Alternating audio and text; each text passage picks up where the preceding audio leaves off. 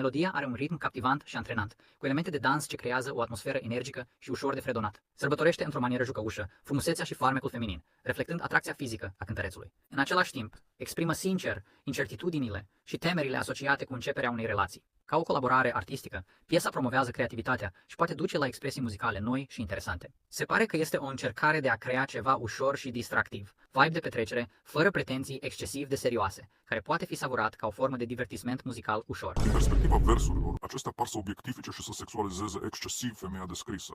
Refrenul repetitiv, cu cuvinte fără sens, sugerează o focalizare superficială asupra aspectului fizic și mișcărilor de dans ale femeii, mai degrabă decât o apreciere autentică a personalității sau valorilor ei interioare. Exprimând preocupări, cum ar fi "mi-e frică că soțul meu mă va lovi" sau "mi-e frică că nu se va împlini", sugerează o relație potențial toxică cu posibile urme de violență domestică. Aceste temeri ar trebui abordate într-o manieră mai sănătoasă și mai responsabilă din perspectiva valorilor promovate. Melodia pare să încurajeze o